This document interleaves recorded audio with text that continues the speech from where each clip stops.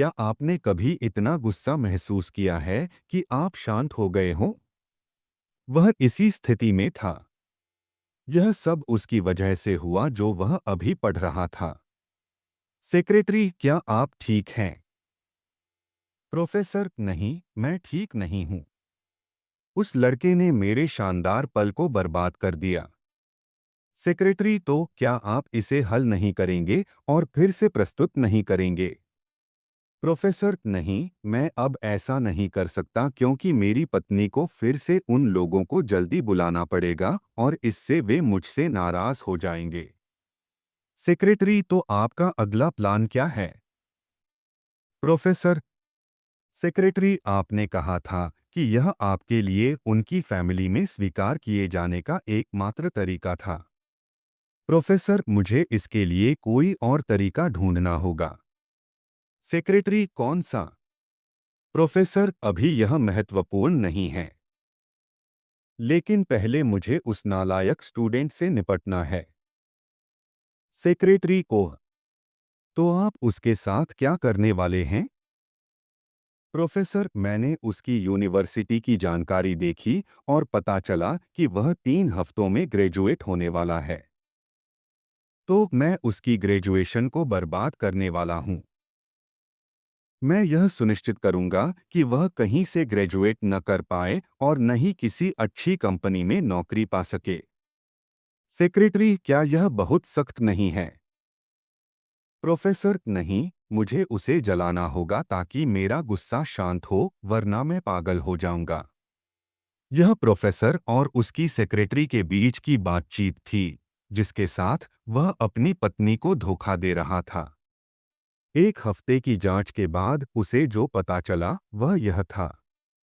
Professor की असुरक्षा ने उसे अपनी पत्नी के सहारे के बिना अपने दम पर खड़ा होना चाहा, इसलिए उसने नई खोज की। लेकिन जब प्रस्तुति का दिन आया, तो उसे पता चला कि उसकी पत्नी की प्रतिष्ठा और उसके निमंत्रण की वजह से ही टेक्नोलॉजी बिजनेस के बड़े लोग उसकी प्रस्तुति में आए थे। वह खुद को कमजोर महसूस करने लगा और उसका गुस्सा किसी पर उतारना चाहता था।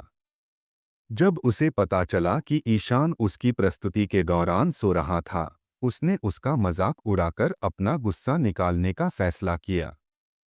लेकिन जब ईशान ने उसकी एक मूर्खतापूर्ण गलती को उजागर किया, तो उसने अपनी पत्नी के परिवार के सामने खुद को साबित करने का आखिरी मौका खो दिया।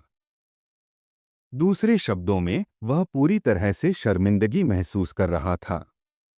इसलिए उसने ईशान की जिंदगी बर्बाद करने का फैसला किया, क्योंकि वह उसकी शर्मिंदगी का कारण था। उसे लगा कि ईशान की जिंदगी बर्बाद करके वह अपनी शर्मिंदगी को कम कर सकता है या यह जान सकता है कि उससे भी ज्यादा दुखी कोई और है। उसने ईशान की पृष्ठभूमि की जांच के लिए एक निजी जासूस को हायर किया। जब उसे पता चला कि ईशान एक गरीब परिवार से है और केवल स्कॉलरशिप की वजह से यूनिवर्सिटी में पढ़ पाया, तो उसे लगा कि वह बिना किसी जवाबी कार्रवाई के डर के उसकी जिंदगी बर्बाद कर सकता है। उसने जासूस को पैसे देकर ईशान के थीसिस को फर्जी बनाने को कहा, जिसमें उसने पुराने थीसिस बनाए और उन्हें इस तरह पेश किया जैसे वे ईशान के थीसिस से पहले के हों। इसके बाद उसने थीसिस रिव्यू कमेटी में शामिल होने की मांग की।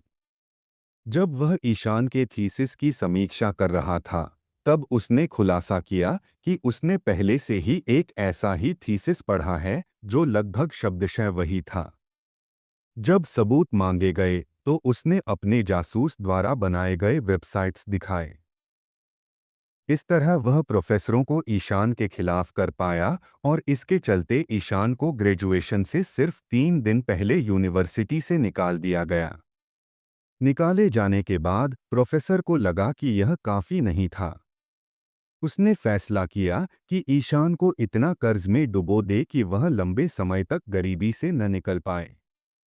इसलिए उसने स्कॉलरशिप डिपार्टमेंट को एक मैसेज लिखा और ईशान के कर्ज की ब्याज दर को अधिकतम 15% करने को कहा।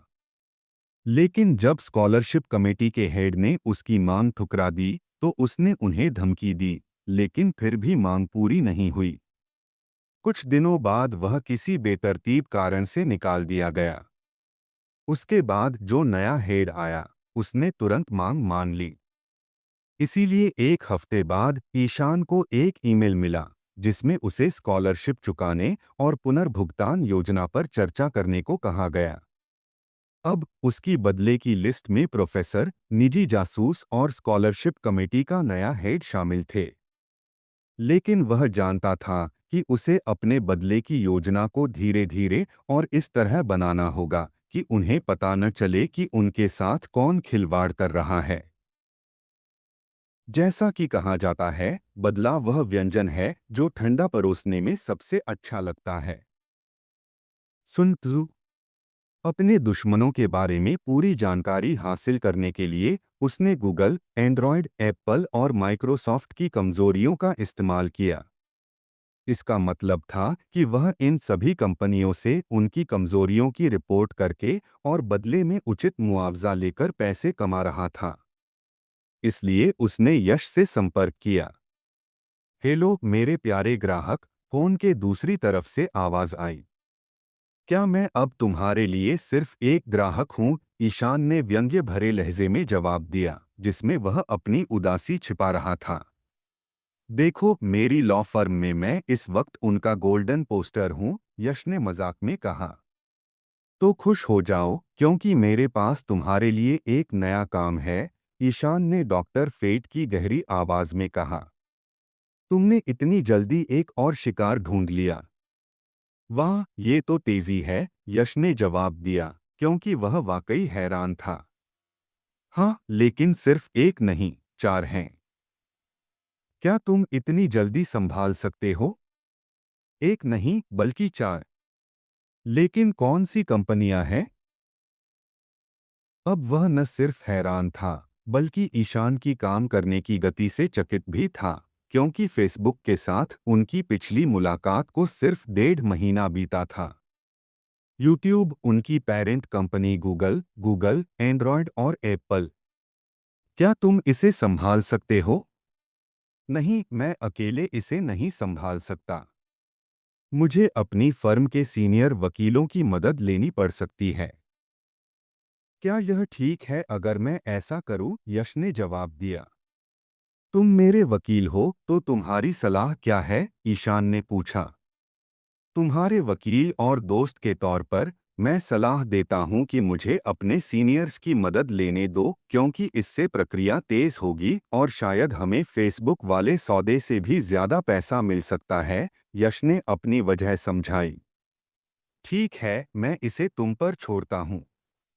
तुम लोग इसे कब तक पूरा कर पाओगे? ईशान ने पूछा। अगर तुम सबसे अच्छा दाम चाहते हो, तो सभी कंपनियों के लिए इसे पूरा करने में करीब 1 महीना लगेगा। कोई बात नहीं, तुम्हें जल्दी करने की जरूरत नहीं है। बस यह सुनिश्चित करो कि तुम सबसे अच्छा मुआवजा ले सको, ईशान ने जवाब दिया। ठीक है, मैं ऐसा ही करूंगा। जब तुम तैयार हो, मुझे बता देना। ठीक है, बाद में बात करते हैं, ईशान ने जवाब दिया और कॉल खत्म कर दी। फिर उसने अपने वकील को देने के लिए दस्तावेज तैयार करने शुरू किए, ताकि वह उन्हें लेने आए तो दे सके।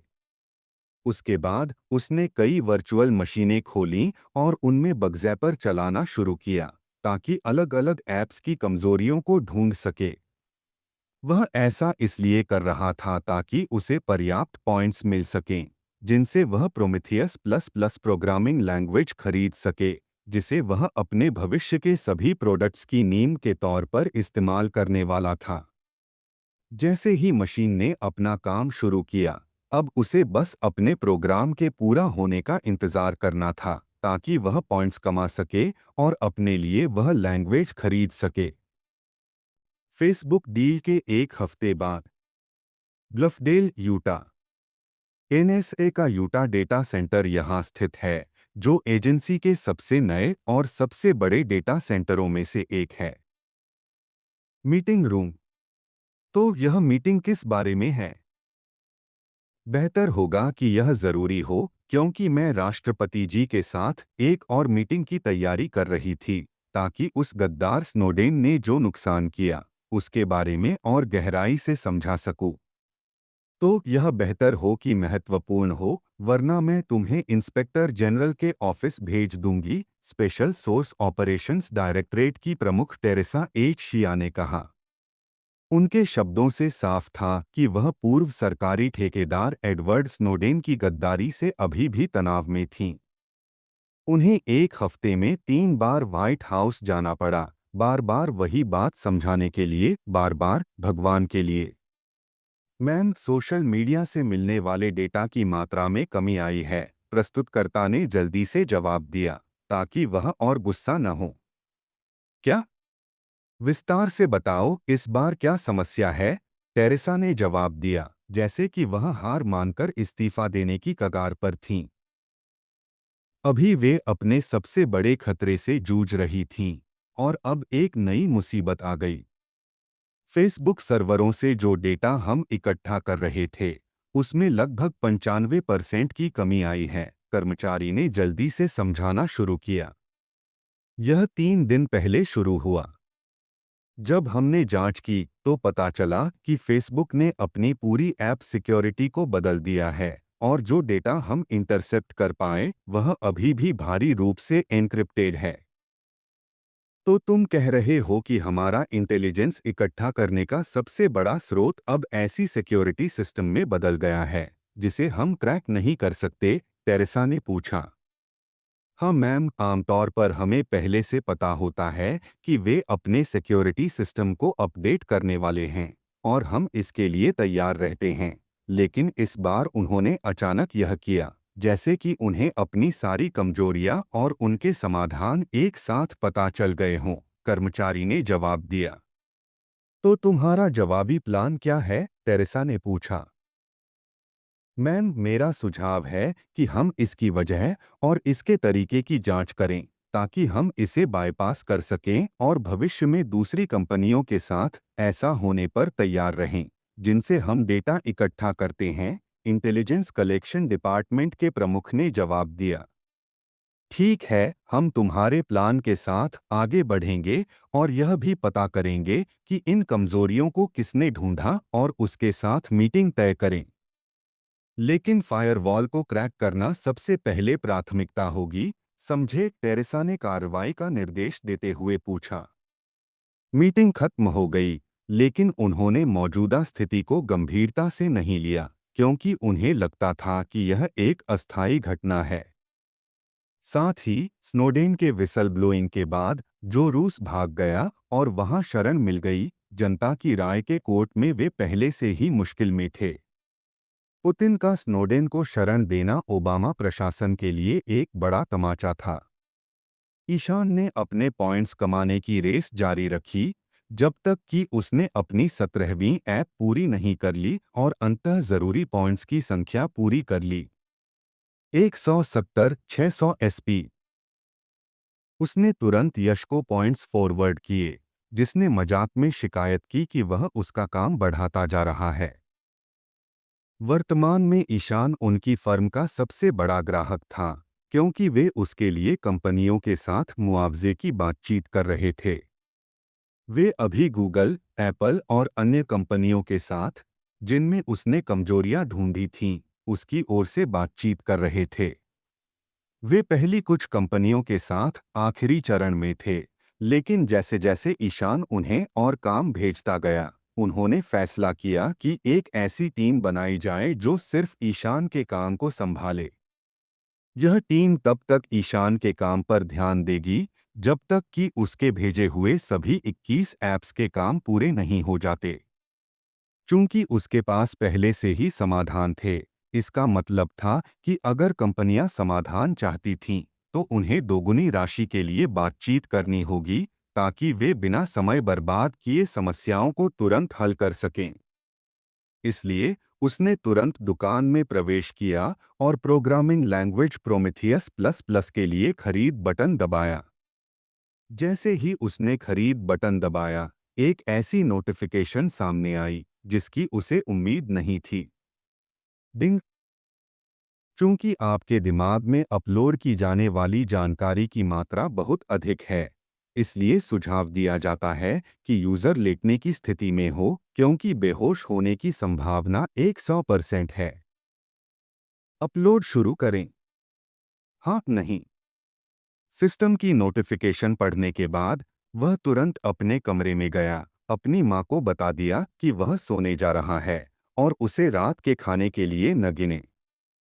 जब वह कमरे में दाखिल हुआ तो उसने अपने छोटे भाई को अपने PS3 पर खेलते हुए पाया। अरे, तुम अपने वर्क रूम में क्यों नहीं हो? छोटे भाई ने आश्चर्य से पूछा, क्योंकि उसे उम्मीद नहीं थी कि वह इस समय बाहर होगा। तुम्हारा PS3 तुम्हारे कमरे में नहीं है? ईशान ने पूछा। मम्मी ने कहा कि मैं इसका बहुत इस्तेमाल कर रहा हूँ, इसलिए उन्होंने इसे ले लिया, उसने शिकायती लहजे में कहा। लेकिन यह भी दिखा रहा था कि उसे डर था कि उसका भाई उसे उसका कंसोल इस्तेमाल करने से मना कर देगा। बस यह सुनिश्चित करो कि मम्मी तुम्हें पकड़ न लें और हेडफोन्स इस्तेमाल करो, मुझे सोना है, ठीक है? ईशान ने जवाब दिया। हाँ भाई, आई लव यू, वह खुशी से उछलता हुआ बोला और ईशान को गले लगाया। उनके भाईचारे के पल के बाद ईशान अपने बिस्तर पर गया, लेट गया और हाँ बटन दबाया। जैसे ही उसने बटन दबाया, वह तुरंत बेहोश हो गया और सिस्टम ने धीरे धीरे उसके दिमाग में जानकारी डाउनलोड और आत्मसात करना शुरू कर दिया, बिना उसे कोई नुकसान पहुंचाए। चूंकि सिस्टम ने ईशान को हल्के कोमा में डाल दिया था ताकि उसे नुकसान न हो, उसने इस मौके का फायदा उठाया और उसके शरीर के हर हिस्से में मौजूद सिस्टम के हिस्सों को रिकैलिब्रेट और अपग्रेड करना शुरू किया, साथ ही रून्स तक पहुंचने की प्रक्रिया को पूरा किया। आप इसे सिस्टम का वह होमवर्क पूरा करने जैसा समझ सकते हैं जो वह पहले नहीं कर पाया था, क्योंकि जब सिस्टम ईशान में प्रवेश किया था तब उसे ईशान के शरीर की पूरी जानकारी नहीं थी। इसलिए सिस्टम ने केवल उस स्थान के कार्यों को कॉपी करने का विकल्प चुना जहां वे स्थित थे, क्योंकि वे उसके शरीर के हर हिस्से में फैले हुए थे और अगर उन्होंने बेतरतीब ढंग से काम किया होता तो इससे ईशान को अपूरणीय क्षति हो सकती थी। मुख्य सिस्टम जो उसके दिमाग में था ने उसके शरीर के अन्य हिस्सों से जानकारी के लिए अनुरोध भेजना शुरू किया। जब उन हिस्सों को अनुरोध मिला, उन्होंने तुरंत मुख्य सिस्टम के अनुरोध का जवाब दिया और अपने अपने स्थानों की रिकॉर्ड की गई जानकारी भेजनी शुरू की, जिसे उन्होंने उस दिन से इकट्ठा करना शुरू किया था जब वे उस स्थान में आत्मसात हुए थे। मुख्य सिस्टम ने ईशान के शरीर के हर हिस्से से अनुरोधित जानकारी प्राप्त करना शुरू किया। जानकारी मिलने के बाद उसने इसका विश्लेषण शुरू किया और हर विवरण को बारीकी से देखा। विश्लेषण पूरा होने के बाद उसने ईशान के शरीर में लागू करने की योजना बनाई गई बदलावों का सिमुलेशन शुरू किया। सिमुलेशन के बाद उसने परिणामों का विश्लेषण किया और देखा कि इससे ईशान के सिमुलेटेड शरीर को क्या नुकसान और लाभ हुआ। फिर परिणामों और रिपोर्ट्स के आधार पर उसने लागू करने की योजना में थोड़ा बदलाव किया और सिमुलेशन को फिर से दोहराया। यह सिमुलेशन 1 अरब बार दोहराया गया और प्रत्येक सिमुलेशन का उपयोग योजना को परिपूर्ण करने और किसी भी नकारात्मक प्रभाव को हटाने के लिए किया गया जो ईशान के शरीर को नुकसान पहुंचा सकता था। कई मिलियन क्विंटिलियन सिमुलेशनों और छोटे छोटे बदलावों के बाद सिस्टम ने आखिरकार ईशान के शरीर में लागू करने का सही तरीका ढूंढ लिया, बिना किसी नुकसान के। इसके बाद उसने बदलाव लागू करना शुरू किया, यह निर्देश भेजकर कि शरीर के किस हिस्से को कितना और कैसे बदलना है। जब उन हिस्सों को जानकारी मिली, उन्होंने निर्देशों का अक्षरशः पालन शुरू किया। अगर कोई ईशान के शरीर में हो रहे बदलावों को देख पाता, तो वह पाता कि कुछ रक्तवाहिकाओं जैसा बन रहा था, लेकिन अजीब बात यह थी कि वे सुनहरे रंग की थीं और उनमें कुछ भी नहीं था। ये सुनहरी वाहिकाएं उसके पूरे शरीर में बन रही थीं और रक्त वाहिकाओं के समानांतर चल रही थीं, क्योंकि वे उन्हें गाइडिंग मैप के रूप में इस्तेमाल कर रही थीं ताकि पूरे शरीर को कवर किया जा सके। जब ये बदलाव उसके दिल तक पहुंचे, तो उसका दिल सामान्य से तेजी से धड़कने लगा, जबकि उसे एक सुनहरी रोशनी ने ढक लिया। सुनहरी रोशनी धीरे धीरे कम होती गई, क्योंकि इसे परमाणु से छोटे रूनिक अक्षरों को लिखने के लिए स्याही की तरह इस्तेमाल किया जा रहा था। ये छोटे अक्षर रूनिक वाक्य बनाना शुरू कर रहे थे, जो उसके पूरे दिल को ढक रहे थे। अब मैं आपको मूर्ख नहीं समझता, लेकिन आपको कल्पना करनी होगी कि उसके पूरे दिल को ढकने के लिए कितनी रूनिक लाइनें लिखनी पड़ी होंगी, जबकि रूनिक अक्षर परमाणु के आकार के थे। तो यहाँ जवाब है। एक वयस्क दिल की लंबाई लगभग 12 सेंटीमीटर और चौड़ाई सबसे चौड़े हिस्से में 8 से 9 सेंटीमीटर होती है। अगर हम मान लें कि आपका दिल 9 सेंटीमीटर व्यास का एक गोला है, तो उसकी परिधि लगभग 28.27 सेंटीमीटर होगी। परमाणु बहुत छोटे होते हैं, आमतौर पर 100 पिकोमीटर के आसपास। एक पिकोमीटर 1 मीटर का 1 ट्रिलियनवां हिस्सा होता है। इसका मतलब है कि एक परमाणु लगभग 0.0000000001 चौड़ा होता है। यह जानने के लिए कि आपके दिल के चारों ओर कितने परमाणु फिट हो सकते हैं, हमें आपके दिल की परिधि को एक परमाणु की चौड़ाई से विभाजित करना होगा। इससे हमें मिलेगा 28.27 इसका मतलब है कि अगर रूनिक अक्षर परमाणु के आकार के हों, तो आप अपने दिल के चारों ओर लगभग 282 अरब रूनिक अक्षर लिख सकते हैं। संतजू सिस्टम ने उसके दिल के चारों ओर रूनिक वाक्यों को लिखना जारी रखा, जब तक कि उसका पूरा दिल सुनहरे रंग में चमकने नहीं लगा। लेकिन यह केवल थोड़े समय के लिए था, क्योंकि यह अपने सामान्य रंग में लौट आया और लगभग 10 सेकंड के लिए धड़कना बंद हो गया। फिर उसके पूरे दिल को ढकने वाली रूनिक लाइनें चमक उठीं और दिल फिर से धड़कने लगा, लेकिन इस बार केवल खून ही नहीं, बल्कि एक सुनहरा तरल भी निकलने लगा और नई बनी सुनहरी वाहिकाओं में बहने लगा। यह तरल दिल से निकलता रहा और सुनहरी वाहिकाओं को भरता रहा, जब तक कि वे पूरी तरह से भर नहीं गईं। फिर दिल ने इस तरल को उत्पन्न करना बंद कर दिया और अपने सामान्य काम, यानी खून पंप करने पर लौट आया। लेकिन इस बार सुनहरा तरल भी उसी तरह पंप हो रहा था, जैसे सामान्य खून पंप होता है। 282 अरब रूनिक अक्षर, जो उसके दिल के चारों ओर जटिल समीकरण और रूनिक वाक्य बना रहे थे, इस सुनहरे तरल के लिए दिल का काम कर रहे थे। यह खोए हुए सुनहरे तरल को फिर से उत्पन्न करने से लेकर उसकी मात्रा को नियंत्रित करने तक सब कुछ कर रहा था, और बहुत कुछ ऐसा जो ईशान भविष्य में तब खोजेगा, जब वह सिस्टम से इसका ज्ञान खरीदेगा और इसे पूरी तरह से उपयोग करना सीखेगा। वर्तमान में हम इस सुनहरे तरल का नाम भी नहीं जानते। हम इसे केवल एक शानदार लेकिन बेकार सुनहरा तरल ही मान सकते हैं, जब तक कि सिस्टम हमें इसके बारे में नहीं बताता। हालांकि सुनहरा तरल पदार्थ सक्रिय नहीं था, यह धीरे धीरे शरीर के हर उस हिस्से को मजबूत कर रहा था, जिससे वह गुजर रहा था। इसका मतलब था कि जैसे जैसे सुनहरे नसें बन रही थीं, वे खून की नसों के समानांतर चल रही थीं, और इस तरह उसका पूरा शरीर मजबूत हो रहा था। सबसे पहले परिवर्तन दिमाग में हो रहे थे, क्योंकि सुनहरे तरल की पहली धारा वहां पहुंच रही थी। इसके बाद हर अंग में बदलाव शुरू हुआ। हर बार जब यह तरल शरीर में चक्कर लगाता, छोटे छोटे बदलाव हो रहे थे। हालांकि ये बदलाव बहुत छोटे थे, लेकिन समय के साथ ये जमा होते जा रहे थे, ताकि उसका शरीर इतना मजबूत हो जाए कि जब सुनहरा तरल सक्रिय होने का समय आए, तब वह इसे सहन कर सके। लेकिन यह सब बाद की बात है। सुबह जब ईशान सुबह उठा, तो उसे एहसास हुआ कि वह 15 घंटे से ज्यादा सोया था। इतना लंबा सोने के बाद उसे जो भारीपन महसूस होना चाहिए था, वह नहीं था। इसके उलट उसे ऐसा लग रहा था जैसे उसका पेट फूल रहा हो, मानो उसे तुरंत टॉयलेट जाना हो वरना वह फट जाएगा।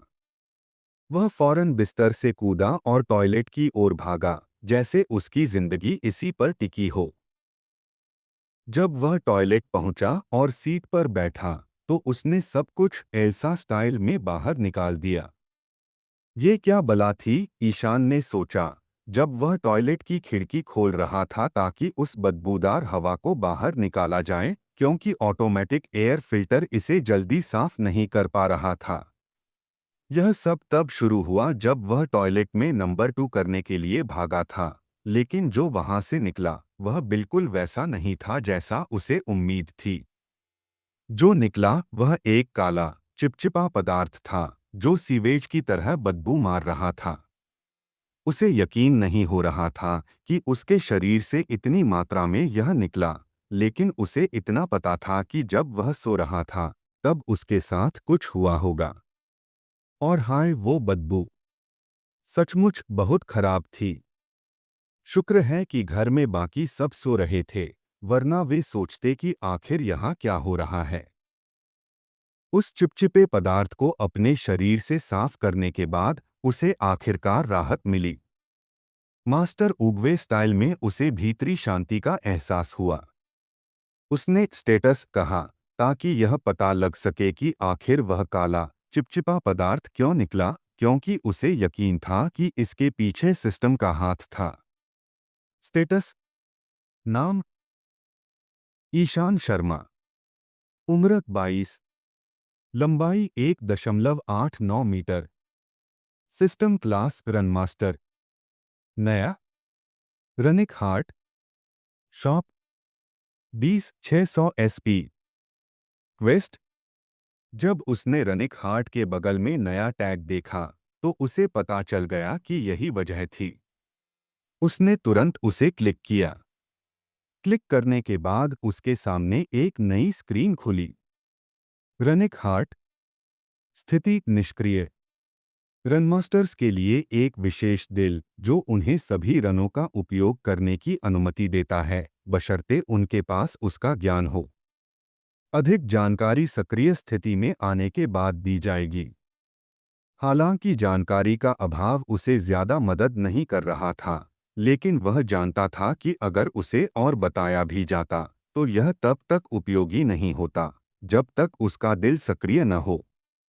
टॉयलेट की बदबू से छुटकारा पाने के बाद उसने अपने शरीर को साफ करने का फैसला किया, क्योंकि उसे नहीं पता था कि सोते वक्त उसके शरीर से और क्या निकला होगा। फिर वह टॉयलेट से निकला और अपनी रोज की क्वेस्ट शुरू करने चला गया। जब वह दौड़ रहा था तो उसे ऐसा लग रहा था जैसे वह उड़ रहा हो। वह अपनी 15 किलोमीटर की दौड़ का लगभग आधा हिस्सा पूरा कर चुका था, लेकिन उसे सांस की तकलीफ नहीं हुई। आमतौर पर उसे बाकी की दौड़ पूरी करने से पहले कुछ मिनट आराम करना पड़ता था, लेकिन आज वह बिना रुके पूरी दौड़ खत्म करने में कामयाब रहा और वह ज्यादा थका भी नहीं था। इसलिए उसने बाकी के व्यायाम भी पूरे करने का फैसला किया। फिर घर लौटा और खाना बनाने की तैयारी की, क्योंकि उसे भूख लग रही थी और उसने कल से कुछ नहीं खाया था। खुद को फिर से साफ करने और पेट भर खाना खाने के बाद वह आखिरकार अपने ऑफिस लौटने और अपने प्लान पर काम करने के लिए तैयार था। वह अपने कंप्यूटर के सामने बैठा और अपने दिमाग में Prometheus plus plus programming language के ज्ञान को जांचने लगा। जैसे ही उसने इसके बारे में सोचा, उसके दिमाग में ढेर सारा ज्ञान सामने आ गया, जिसमें इसका उपयोग करने और इसे बनाने की हर छोटी बड़ी जानकारी थी। इसका मतलब था कि जैसे ही वह इस लैंग्वेज को बनाना पूरा करेगा, वह इसके बारे में सबसे ज्यादा जानकार होगा, क्योंकि हर विवरण उसके दिमाग में था। ईशान ने गहरी सांस ली। उसकी नजरें सामने की खाली स्क्रीन पर टिकी थीं।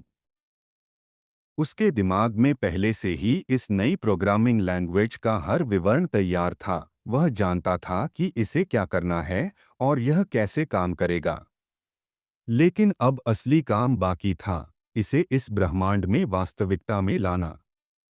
उसने टाइप करना शुरू किया, उसकी उंगलियां कीबोर्ड पर इतनी आसानी से चल रही थीं कि काम की जटिलता का अंदाजा नहीं हो रहा था। स्क्रीन पर कोड की लाइनें उभरने लगीं। हर लाइन पिछले कोड पर आधारित थी और धीरे धीरे इस लैंग्वेज की संरचना बनने लगी। काम करते वक्त ईशान का दिमाग एल्गोरिदम और डेटा स्ट्रक्चर की भूल भुलिया में खोया हुआ था। उसे यह सुनिश्चित करना था कि लैंग्वेज का हर पहलू बिल्कुल वैसा हो जैसा जरूरी था और हर फीचर वैसे ही लिखा जाए जैसा उसके दिमाग में था। घंटों तक वह बिना रुके टाइप करता रहा। उसकी उंगलियां कीबोर्ड पर तेजी से नाच रही थीं। वह कोड लिखता और बार बार जांचता ताकि सब कुछ वैसा ही हो जैसा होना चाहिए। आखिरकार अनंत समय जैसे लगने के बाद ईशान अपनी कुर्सी पर पीछे झुका और स्क्रीन को देखा। वहां था वह कोड जो इस नई प्रोग्रामिंग लैंग्वेज को ब्रह्मांड में लाएगा। उसने एक बटन दबाया और कोड कंपाइल होने लगा। ईशान ने बेचैनी से प्रोग्रेस बार को धीरे धीरे बढ़ते हुए देखा। उसका दिल जोर जोर से धड़क रहा था क्योंकि वह अंतिम परिणाम का इंतजार कर रहा था। आखिरकार कंपाइलर ने अपना काम पूरा किया और ईशान की प्रोग्रामिंग लैंग्वेज जीवंत हो उठी। यह एक विजयी क्षण था, हफ्तों की मेहनत और समर्पण का परिणाम। यह एक ऐसा क्षण था जिसमें उसे गहरी संतुष्टि मिली। उसे पता था कि उसने कुछ वाकई खास बनाया था। हालांकि सिस्टम ने उसे यह दिया था, लेकिन चलो उसे इस पल का आनंद लेने दो। यह एक ऐसी लैंग्वेज थी जो सॉफ्टवेयर डेवलपमेंट की दुनिया को हमेशा के लिए बदल देगी, बशर्ते वह इसे सार्वजनिक करे। इसका एक कमजोर वर्जन शायद, लेकिन पूरा वर्जन कभी नहीं, जब तक कि उसके पास इससे बेहतर न हो। जैसा कि किसी ने कहा था, हमेशा दूसरों से आगे रहो संतजु। इसलिए उसने इसे आजमाने का फैसला किया और बगजैपर को इस लैंग्वेज में फिर से लिखना शुरू किया ताकि यह तेज और ज्यादा कुशल बन सके। कोड लिखते वक्त वह अचानक रुक गया क्योंकि उसके दिमाग में एक आइडिया आया। आइडिया था बगजैपर को एक सब्सक्रिप्शन प्रोग्राम बनाने का, ताकि कंपनियों को हर बार बग ढूंढने और उसे ठीक करने के लिए उसे लाखों रुपए न देने पड़े। यह था उसका प्लान। पहला था बेसिक प्लान। यह मुफ्त था और इसमें एक वेबसाइट के लिए महीने में एक बार बेसिक सिक्योरिटी और बग स्कैनिंग की सुविधा थी। यह इतना था कि प्रोग्राम की अहमियत और उपयोगिता दिखे, लेकिन इतना नहीं कि कंपनियां मुफ्त वर्जन का इस्तेमाल करती रहें।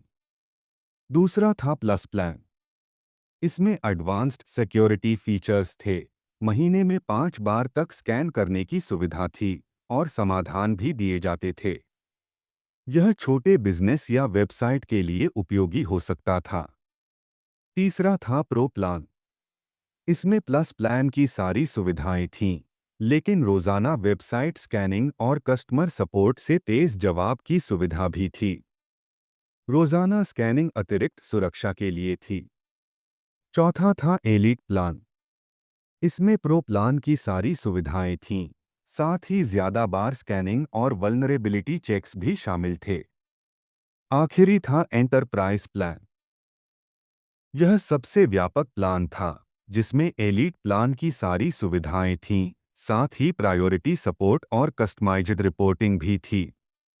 वह सब्सक्रिप्शन प्लान के लिए प्रोग्राम का एक कमजोर वर्जन रिलीज करेगा, ताकि वे बग्स जो अभी तक किसी ने नहीं खोजे, वे सामने न आएं। लेकिन जैसे ही कोई नया बग खोजा जाएगा, उसे सब्सक्रिप्शन यूजर्स को नए बग के रूप में रिपोर्ट किया जाएगा। इससे सब्सक्रिप्शन की अहमियत और निरंतरता पर जोर पड़ेगा।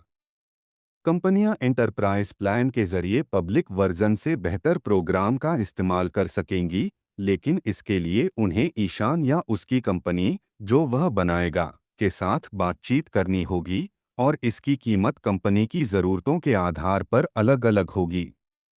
बगजैपर सब्सक्रिप्शन प्लान। चरण 1, मुफ्त बेसिक प्लान। सीमित संख्या में बग फिक्स तक पहुंच। महीने में 5 बग्स रिपोर्ट कर सकते हैं। कम्युनिटी सपोर्ट उपलब्ध। सीमित कस्टमर। चरण 2 स्टार्टर 25 महीना। मुफ्त प्लान की तुलना में ज्यादा बग फिक्स तक पहुंच। महीने में 25 बग्स रिपोर्ट कर सकते हैं।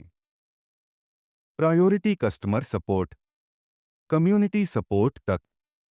चरण 3 इंटरमीडिएट 50 महीना। और भी ज्यादा बग फिक्स तक पहुंच। महीने में 50 बग्स रिपोर्ट कर सकते हैं। Priority customer support. Community support तक पहुंच। बग ट्रैकिंग और मॉनिटरिंग सिस्टम उपलब्ध। फीचर्स सुझाने की। चरण 4 एडवांस्ड 75 महीना। सभी बग फिक्स तक पहुंच। महीने में असीमित बग्स रिपोर्ट कर सकते हैं। Dedicated customer support. Community support तक पहुंच। बग ट्रैकिंग और मॉनिटरिंग सिस्टम उपलब्ध। फीचर्स सुझाने की सुविधा। नए फीचर्स और अपडेट्स तक जल्दी। चरण 5 एंटरप्राइज कस्टम कीमत $1000 से शुरू, जरूरतों के आधार पर बढ़ सकती है। कंपनी की जरूरतों के आधार पर customised plan. Dedicated customer support. Community support तक पहुंच। बग ट्रैकिंग और मॉनिटरिंग सिस्टम उपलब्ध। फीचर्स सुझाने की सुविधा। जब ईशान ने प्रोग्राम को सब्सक्रिप्शन के लिए तैयार कर लिया, तो उसे याद आया कि बगज़ैपर के नए वर्जन को देखने के लिए किसी की जरूरत थी। इसका मतलब था कि उसे इसके लिए एक कंपनी बनानी होगी जो उसकी जगह काम करे। इससे उसे थोड़ा थोड़ा एसपी भी मिलेगा, हालांकि ये रकम छोटी होगी, जैसा कि उसने तब सीखा जब वह प्रोग्रामिंग लैंग्वेज खरीदने के लिए पर्याप्त पैसे कमाने की कोशिश कर रहा था। 10वें ऐप के बाद रकम आधी हो गई और 20वें ऐप तक यह आधी होती रही। इससे उसने अनुमान लगाया कि यह सिलसिला तब तक चलता रहेगा जब तक उसे हर स्कैन के लिए सिर्फ एक एसपी मिलेगा। भले ही यह छोटा लगे, लेकिन सोचिए कि कितनी वेबसाइट्स मौजूद हैं। इसका मतलब है कि भले ही रकम छोटी हो, लेकिन मात्रा इसकी भरपाई कर देगी। उसका मौजूदा प्लान था कि इसे इतना लोकप्रिय बनाया जाए कि हर वेबसाइट इसे महीने में कम से कम एक बार इस्तेमाल करे। उसका प्लान था कि वेबसाइट सिक्योरिटी में इसके महत्व को दिखाया जाए ताकि हर वेबसाइट मालिक इसे कम से कम एक बार आजमाए।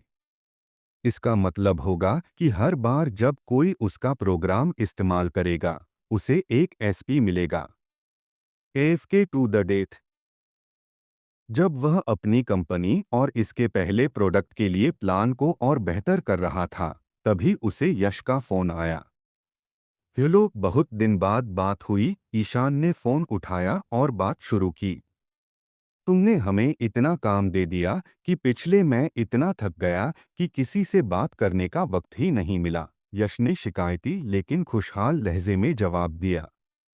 तो तुमने फोन क्यों किया? मैं बस तुम्हें बताना चाहता था कि कंपनियों के साथ हमारी बातचीत पूरी हो चुकी है और टैक्स वगैरह चुकाने के बाद सारा पेमेंट तुम्हें भेज दिया जाएगा, यश ने जवाब दिया। आखिरकार तुम लोगों को बहुत वक्त लगा, ईशान ने नकली शिकायत के साथ कहा। तुमने हमें इतना काम दे दिया कि हमें तुम्हारे काम के लिए एक पूरी टीम बनानी पड़ी। लेकिन चूंकि तुम हमें अच्छे पैसे देते हो, तो हम शिकायत भी नहीं कर सकते, यश हंसते हुए बोला। तो टैक्स और तुम्हारी फीस कटने के बाद कुल कितना बचेगा? जब हम तुम्हें भेजेंगे, तब पता चलेगा। लेकिन एक सरप्राइज के लिए तैयार रहो। फोन के दूसरी तरफ से एक चिढ़ाने वाली आवाज आई, जैसे वह ईशान को जितना हो सके परेशान करना चाहता हो ताकि उस काम का गुस्सा निकाल सके जो उसने उन्हें दिया था। अगर तुमने नहीं बताया, तो मैं फोन काट दूंगा, ईशान ने धमकी दी। कृप। जैसे ही उसने अपनी धमकी पूरी की, यश ने तुरंत फोन काट दिया ताकि अपनी बात साबित कर सके। बकवास, उसने मुझे पकड़ लिया, ईशान ने सोचा और फोन रखकर अपना काम जारी रखा, इस इंतजार में कि उसके खाते में पैसों की बारिश शुरू हो जाए। 5 दिन बाद पूरा पेमेंट और स्प्रेडशीट उसे मिल गई। यहाँ बताया गया है कि किसने कितना भुगतान किया। नीचे दी गई रकम टैक्स और वकील की फीस चुकाने के बाद की है। यूट्यूब, गूगल प्लस, एंड्रॉयड और गूगल ने एक इकाई के रूप में भुगतान किया, और चूंकि गूगल उन कंपनियों में था जिनके पास सबसे ज्यादा यूजर बेस था, जो अपनी सिक्योरिटी के लिए उन पर निर्भर थे, क्योंकि उनकी ईमेल का इस्तेमाल लगभग हर कोई करता था। इसका मतलब था कि अगर इन कमजोरियों का फायदा उठाया गया तो यह उन्हें लगभग दिवालिया कर सकता था, क्योंकि हर यूजर जो अपनी निजता की परवाह करता उनके प्रतिद्वंद्वियों की ओर चला जाता। इसलिए उन्होंने सबसे ज्यादा पैसे दिए, और चूंकि वे अपनी 3 कंपनियों के लिए भुगतान कर रहे थे, उन्होंने कुल $335 मिलियन दिए। इसमें कमजोरियों की जानकारी और उनके समाधान खरीदना शामिल था, क्योंकि उन्हें इसे जल्द से जल्द ठीक करना था ताकि कोई इसका इस्तेमाल उनके खिलाफ न कर सके। एप्पल उन्होंने अपनी आईओएस की कमजोरियों और उनके समाधान के लिए $87 मिलियन दिए, क्योंकि वे अपने आईओएस को एक ब्लैक बॉक्स की तरह रखने को बहुत महत्व देते थे। माइक्रोसॉफ्ट उन्होंने भी बहुत ज्यादा पैसे दिए, क्योंकि उन्होंने विंडोज की कमजोरियों और उनके समाधान के लिए $145 मिलियन दिए। और भगवान, इसमें इतने बग्स थे कि एक किताब लिखी जा सकती थी कि ऑपरेटिंग सिस्टम कैसे नहीं बनाना चाहिए। सीना वीबो उन्होंने $17 मिलियन दिए बिना समाधान खरीदे। उन्होंने खुद इसे हल करने का फैसला किया, क्योंकि उन्हें डर था कि अगर वे समाधान खरीदते हैं तो इसका मतलब होगा कि उनकी ऐप की सिक्योरिटी का तरीका पता चल जाएगा, और यह अच्छा नहीं है जब यह सीसीपी से जुड़ा हो और इसे बेचने वाला एक अमेरिकी हो। इससे वे उनके रडार पर आ जाते। क्यूजोन, चूंकि यह टेंसेंट का है, जो एक प्रमुख चीनी टेक्नोलॉजी कंपनी है, उन्होंने उसी कारण से $33 मिलियन दिए। ट्विटर और वाइन पेरेंट कंपनियां हैं, इसलिए उन्होंने समाधान के साथ मिलकर $75 मिलियन दिए। लिंक्डइन उन्होंने समस्याओं और समाधान के लिए $45 मिलियन दिए।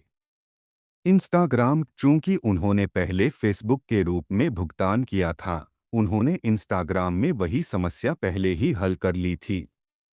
इसलिए उन्होंने केवल उन कमजोरियों के लिए बातचीत की जो फेसबुक को बेची गई कमजोरियों में नहीं थीं।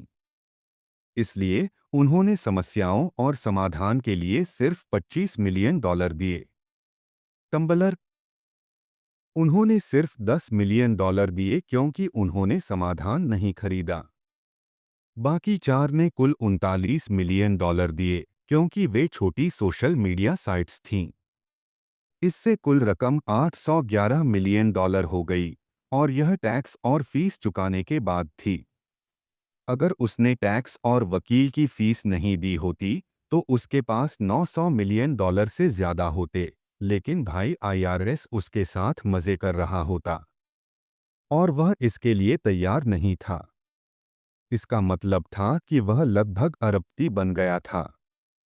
उसे इस पैसे को मार्केट में वापस लाना था, क्योंकि जितना ज्यादा समय यह उसके खाते में नकद रहेगा, उतना ही महंगाई इसकी खरीदारी की शक्ति को कम करेगी। हालांकि उसने इसके लिए टैक्स चुका दिया था, लेकिन अगर यह पैसा बैंक में रहता है तो उसे इससे मिलने वाले ब्याज पर भी टैक्स देना होगा। लेकिन ये सारे विचार तब रुक गए जब उसे एक अनजान नंबर से फोन आया। ईशान, हेलो। हाँ, क्या यह मिस्टर ईशान है? दूसरी तरफ से आवाज आई। ईशान, हाँ, बोल रहा हूँ। आप कौन हैं? उसने पूछा, क्योंकि उसे नहीं पता था कि कौन फोन कर रहा है, जबकि वह अपनी नेटवर्थ का मजा ले रहा था। हाँ ईशान, मैं मार्क हूँ, अमेरिकन बैंक से। मैं आपके खाते के बारे में बात करना चाहता था, दूसरी तरफ की आवाज ने कहा। ओह ठीक है। सब कुछ ठीक है न? ईशान ने पूछा, क्योंकि वह फोन से चौंक गया था और उसे लगा कि उसके खाते में कुछ बुरा हुआ है। बैंक कर्मचारी, हाँ, सब कुछ ठीक है। दरअसल हम आपके साथ एक मीटिंग सेट करना चाहते थे ताकि आपके खाते पर चर्चा हो सके। ईशान, ठीक है, जरूर। यह किस बारे में है? ईशान ने राहत की सांस लेते हुए जवाब दिया कि उसके खाते में कुछ बुरा नहीं हुआ। सोचिए, बस जैसे ही आप लगभग अरबपति बनते हैं और तुरंत आपका पैसा चोरी हो जाए। यह तो आत्महत्या करने लायक त्रासदी है। शुक्र है ऐसा नहीं हुआ। बैंक कर्मचारी, हमने देखा कि आपके खाते में काफी बड़ी रकम है और हम आपके साथ कुछ विकल्पों पर चर्चा करना चाहते हैं। ईशान, ओह, समझा। हाँ, मैंने हाल ही में काफी बड़ी रकम कमाई है। बैंक कर्मचारी, हाँ, हमने देखा। वैसे बधाई हो। धन्यवाद, ईशान ने कहा। हालांकि वह खुश था, लेकिन उसने शांति से जवाब दिया। बैंक कर्मचारी, हम आपको ब्लैक अमेरिकन बैंक कार्ड भेजना चाहेंगे और हमें आपके पते की पुष्टि चाहिए। ईशान, ठीक है, यह तो ठीक है। मैं आपको अपना पता दे सकता हूँ। बैंक कर्मचारी, बढ़िया। साथ ही हम आपके साथ कुछ निवेश के अवसरों पर चर्चा करना चाहेंगे। ओह, समझा। हाँ, मुझे निवेश में रुचि है, लेकिन मुझे पहले इसके बारे में और जानना होगा। ईशान ने आश्चर्य से जवाब दिया, क्योंकि वह भी अपने पैसे को निवेश करने के बारे में सोच रहा था ताकि यह सिर्फ खाते में ब्याज इकट्ठा न करता रहे। लेकिन फिर भी वह पूरी तरह से निश्चित नहीं था कि कहाँ निवेश करना है, तो उसने सोचा कि वह उनसे मिलकर उनकी निवेश योजना सुन सकता है और फिर उस आधार पर अपना प्लान तय कर सकता है। बैंक कर्मचारी, यह पूरी तरह समझ में आता है। हम आपके लिए हमारे एक निवेश सलाहकार के साथ मीटिंग सेट कर सकते हैं, जो आपके विकल्पों पर चर्चा करेगा और आपके किसी भी सवाल का जवाब देगा। ईशान, ठीक है, यह अच्छा लगता है। बैंक कर्मचारी, अगले बुधवार को दोपहर 2 बजे कैसा रहेगा? क्या हम आपके घर या पास के किसी स्थान पर मीटिंग के लिए आ सकते हैं? ईशान, हाँ, मैं इसे मैनेज कर सकता हूँ। बैंक कर्मचारी, बढ़िया। तो हम तब मिलेंगे। और एक बार फिर आपकी सफलता के लिए बधाई। ईशान, धन्यवाद, मैं इसकी सराहना करता हूँ। बैंक कर्मचारी, ठीक है, आपका दिन शुभ हो। ईशान, आपका भी। ईशान ने फोन रखा और फैसला किया कि वह थोड़ा शांत हो लेगा ताकि उत्साह में अपना काम खराब न कर दे। जब वह आराम कर रहा था और अपने उत्साह को शांत करने की कोशिश कर रहा था, वह सो गया और अपने सपनों की दुनिया में चला गया, जहां वह मुस्कुराते हुए डूब गया। मुझे आश्चर्य है कि वह क्या सपना देख रहा था, क्योंकि उसके मुंह से लार टपक रही थी और चेहरे पर एक अजीब सी मुस्कान थी। एक हफ्ता पहले ईशान को उसका भुगतान मिला था। हालांकि भुगतान एक हफ्ते बाद आएगा, लेकिन बातचीत 2 हफ्ते पहले पूरी हो चुकी थी, इसलिए ज्यादातर कंपनियों ने अपने प्रोग्राम्स की कमजोरियों को ठीक करने में ज्यादा से ज्यादा एक हफ्ता लिया। इसका मतलब है कि किसी की सामान्य दिनचर्या में खलल पड़े हुए अब एक हफ्ता हो गया था। ब्लफडेल, यूटा। एनएसए का यूटा डेटा सेंटर। यहाँ काम करने वालों के लिए यह हफ्ता नरक जैसा रहा, क्योंकि एक के बाद एक लगभग 17 डेटा कलेक्शन पॉइंट्स ब्लॉक हो गए। इसका मतलब था कि उन्होंने लगभग सभी सोशल मीडिया साइट्स तक पहुंच पूरी तरह खो दी। यह अच्छा नहीं था, क्योंकि कुछ डिपार्टमेंट्स का काम सिर्फ इन साइट्स से डेटा इकट्ठा करना और उसका विश्लेषण करना था। इसका मतलब था कि उन्होंने 1 महीने के अंदर अपनी लगभग पूरी कार्यक्षमता खो दी। यह सब फेसबुक के डेटा तक पहुंच खोने से शुरू हुआ, और जब वे एक समस्या को सुलझाने की कोशिश कर रहे थे, तब तक 17 और समस्याएं सामने आ चुकी थीं। NSA conference room. Special source operations directorate का पूरा डिपार्टमेंट कॉन्फ्रेंस रूम में था, क्योंकि मीटिंग रूम इतना बड़ा नहीं था कि पूरा डिपार्टमेंट उसमें समा सके। डिपार्टमेंट की हेड टेरेसा एच शिया सभी के सामने खड़ी थीं और उन्होंने बात शुरू की। चूंकि सभी लोग यहाँ हैं तो चलिए मीटिंग शुरू करते हैं, लेकिन उससे पहले तुम हमें बता दो कि आखिर हो क्या रहा है। उन्होंने उस टीम लीडर की ओर इशारा करते हुए कहा जिसने 1 महीने पहले फेसबुक के सिक्योरिटी पैच की सूचना दी थी, नोआ। जी मैम, नोआ ने जवाब दिया और अपनी कुर्सी से उठकर स्टेज पर गया, माइक पकड़ा और बताना शुरू किया कि यह सब कैसे शुरू हुआ। उसने गला साफ किया और माइक को ठीक किया, भीड़ को संकेत देते हुए कि वह बोलना शुरू करने वाला है। उसने अपनी बात शुरू की और स्थिति समझाई। यह सब 1 महीने पहले फेसबुक के साथ शुरू हुआ, जब हमारे द्वारा इकट्ठा किया जाने वाला डेटा कम हो गया। सिर्फ 1 हफ्ते बाद जो डेटा हम इकट्ठा कर पा रहे थे, वह पूरी तरह से एन्क्रिप्टेड हो गया और अब तक हम उस एन्क्रिप्शन को तोड़ नहीं पाए। पिछले हफ्ते से कई मशहूर सोशल मीडिया साइट्स ने भी ऐसा करना शुरू कर दिया और अब हम उस स्थिति में हैं जहां लगभग 17 सोशल मीडिया साइट्स से मिलने वाला सारा डेटा भारी एन्क्रिप्शन के साथ है। वह आगे बोलने ही वाला था कि भीड़ में से किसी ने बीच में टोकते हुए पूछा, क्या यह रूस है? नोआ ने एक पल रुककर जवाब दिया, हमने शुरू में सोचा था कि यह रूस हो सकता है, लेकिन एफबीआई के साथ मिलकर जांच करने पर हमें पता चला कि अमेरिका में मौजूद कुछ रूसी एजेंट्स भी यह जानने की कोशिश कर रहे थे कि इस एन्क्रिप्शन के पीछे कौन है। यह उनके लिए भी एक समस्या थी। क्या तुमने उन कंपनियों के किसी कर्मचारी से बात की? कमरे में मौजूद किसी और ने पूछा। मैं इसके बारे में अगला बताने वाला था, नोआ ने कहा। और जवाब है हाँ, हमने एफबीआई के जरिए कुछ कर्मचारियों से बात की है और फिर उसने अपनी जांच के नतीजे साझा किए। हमारी जानकारी के मुताबिक फेसबुक से एक शख्स ने संपर्क किया था जिसका नाम ईशान शर्मा था। उसने कंपनी के साथ मीटिंग तय की थी और वह मीटिंग बिना किसी समस्या के हुई। जब उन्होंने मीटिंग के बाद उसका बैकग्राउंड चेक किया तो पता चला कि वह कोलंबिया यूनिवर्सिटी का पूर्व छात्र था जो अपनी पढ़ाई के आखिरी साल में था। उसने सांस ली और आगे बोला, लेकिन उसे थीसिस चोरी कथित तौर पर के कारण निकाल दिया गया था, जिसके बाद वह पैसे की तंगी में था। डिप्लोमा न होने की वजह से उसे नौकरी नहीं मिली और भारी स्टूडेंट लोन के बोझ तले दबा था। तो उसने बग हंटिंग शुरू की और उसे पता चला कि वह इसमें बहुत अच्छा है। तो वह जासूस नहीं है? किसी ने पूछा। हाँ, हमारी जांच के मुताबिक वह अमेरिकी है। उसके माता पिता भी अमेरिकी हैं। उसका कोई क्रिमिनल रिकॉर्ड नहीं है और कुछ भी ऐसा नहीं है जो उसे स्लीपर एजेंट होने की ओर इशारा करता हो।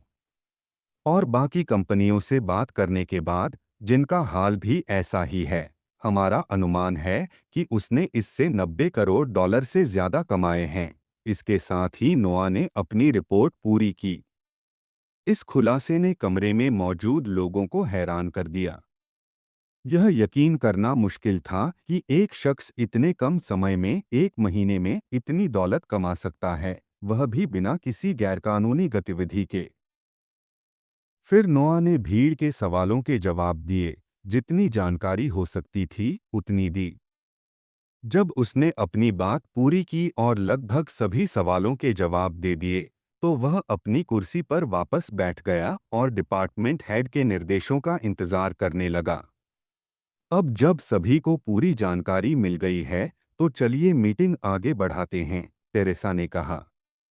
मीटिंग थोड़ी देर और चली। कुछ लोग आगे की योजना पर अपने विचार दे रहे थे, जबकि कुछ इस बात पर केंद्रित थे कि कैंपस में मौजूद शक्तिशाली सुपरकंप्यूटर का इस्तेमाल करके एन्क्रिप्शन को कैसे तोड़ा जाए।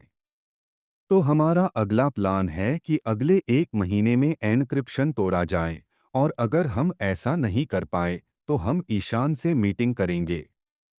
मीटिंग खत्म। अगला कदम बताने के बाद उन्होंने सभी को जाने दिया, फिर नोआ को बुलाया।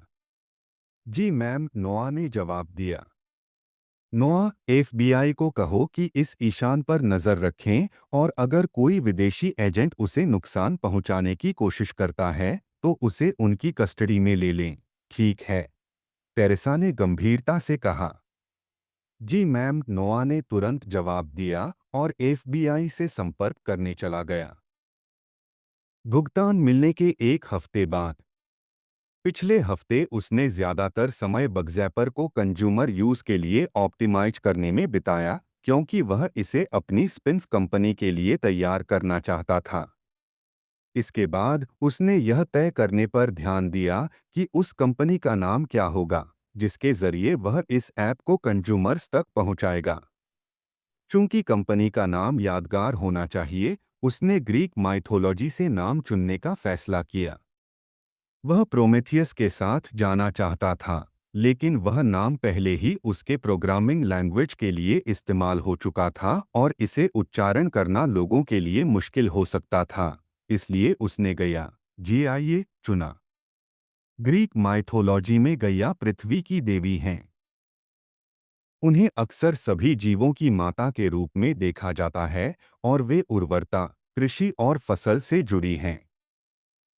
मिथक के अनुसार गैया समय की शुरुआत में अराजकता से उभरी और उन्होंने आकाश के देवता यूरेनस और पहाड़ों को जन्म दिया।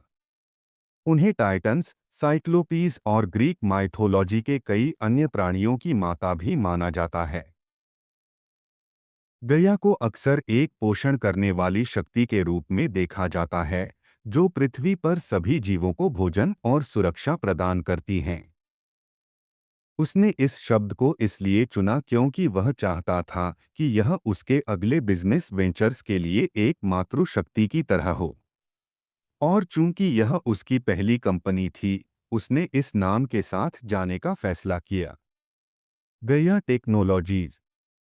कंपनी का नाम तय करने के बाद उसे नहीं पता था कि अगला कदम क्या होगा, क्योंकि यह उसका पहला मौका था।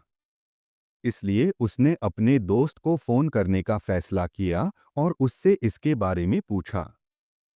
फोन कॉल के बाद उसे पता चला कि कंपनी शुरू करना वाकई जटिल है, इसलिए उसने सारा काम अपने दोस्त को सौंप दिया ताकि वह इसे हल कर ले। चूंकि वह उनकी लॉ फर्म का सबसे ज्यादा पैसे देने वाला क्लाइंट था, वे इसे उसके लिए संभाल लेंगे। यश ने उसे बताया कि सब कुछ सही करने और बिना किसी गलती के तैयार करने में सिर्फ एक हफ्ता लगेगा। इसके बाद उसने अपने लिए सीईओ की तलाश शुरू करने का फैसला किया, क्योंकि उसे बिजनेस के बारे में ज्यादा जानकारी नहीं थी। इसलिए उसे किसी ऐसे शख्स की जरूरत थी जो बिजनेस मैनेजमेंट में मेजर हो और उसकी कंपनी को संभाल सके। उसने सारा को फोन किया, जिसने बिजनेस मैनेजमेंट में मेजर किया था। वह इतना घमंडी नहीं था कि बिजनेस के बारे में कुछ न जानते हुए कंपनी का सीईओ बनना चाहे, वरना वह कंपनी को थेरानोस में बदल देता। ईशान, तुम्हें आखिरकार याद आया कि मेरा भी कोई वजूद है? हाँ, दूसरी तरफ से आवाज आई। कम से कम मैंने तो तुम्हें फोन किया। तुमने बात करनी थी तो तुमने क्यों नहीं किया? मैं बिजी रहती हूँ, तुम्हारी तरह नहीं जो घर पर आराम फरमाता है। खैर चलो इसे बंद करते हैं, वरना हम कल तक बहस करते रहेंगे। ईशान ने सुलह के लिए कहा, वरना वे सचमुच कल तक बहस करते रहते। तो तुमने फोन क्यों किया? पैसे चाहिए। बस बोल दो, सारा ने जवाब दिया। नहीं, मुझे अपनी कंपनी के लिए एक सीईओ चाहिए और तुम मेरी पहली पसंद थीं। क्या तुम तैयार हो? ईशान ने पूछा। कैसी कंपनी? पहले डिटेल में बताओ, फिर मैं फैसला करूंगी। और अगर तुम मजाक कर रहे हो तो मैं तुम्हें 2 महीने के लिए ब्लॉक कर दूंगी। ठीक है। ईशान ने तुरंत कंपनी और इसके प्रोडक्ट के बारे में डिटेल में बताया। वे लगभग आधे घंटे तक बात करते रहे। लेकिन चूंकि सारा को यकीन नहीं हो रहा था कि ईशान जिस ऐप के बारे में इतना डींग मार रहा था, वह सचमुच वैसा है, इसलिए उसने शाम को उसके घर आने का फैसला किया ताकि वह खुद ऐप को देख सके और फिर कोई फैसला ले।